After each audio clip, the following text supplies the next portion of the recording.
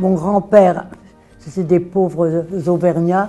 Il a commencé comme ouvrier.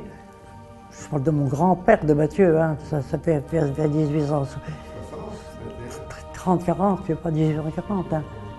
Il partait, ça s'appelait les Compagnons. Et c'était des équipes d'ouvriers qui allaient de ville en ville pour faire des travaux. Les frères de Mathieu commencent à travailler pour les chemins de fer. En 1871, alors que l'Alsace et une partie de la Lorraine sont annexées, Pierre et Julien rejoignent la Meuse à Verdun pour aborder le marché des ponts et chaussées et les constructions militaires. À ce moment-là, c'était les grands chantiers, c'était la ligne Maginot. Avec les souterrains, tu sais, les tunnels.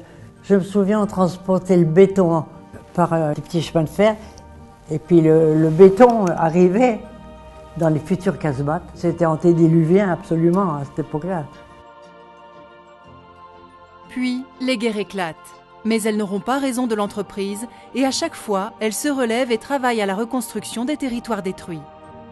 En 1945, à son retour de guerre, Raymond Barre, qui était entré dans l'entreprise juste avant sa mobilisation, s'associe alors à Marius de Mathieu. Ensemble, ils créent la société de Mathieu et Barre et vivent au rythme des chantiers qu'ils suivent toujours avec passion. On allait voir les chantiers. Je disais, je voudrais bien aller à la campagne. Oui, on va aller à la campagne. Bon, on voyait tous les chantiers. Il fallait descendre. Il avait une pelle et il allait pour les futurs chantiers. Il creusait la terre pour voir la qualité du terrain, pour savoir ce qu'il fallait faire.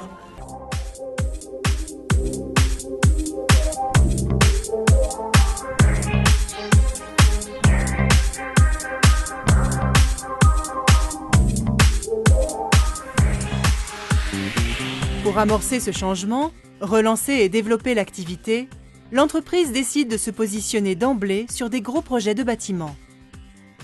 Aussitôt, nous avons essayé, pour relancer cette activité, de s'intéresser à des très gros projets. Nous avons regardé le centre culturel de Vélizy, pour lequel nous avons été adjudicataires en fin 2000, le Palais des Sports de Metz et quelques gros ouvrages au Luxembourg. Ça nous a permis d'exister d'une part en Île-de-France, un petit peu en Champagne-Ardenne et par ailleurs, bien sûr, affiner notre présence au Luxembourg.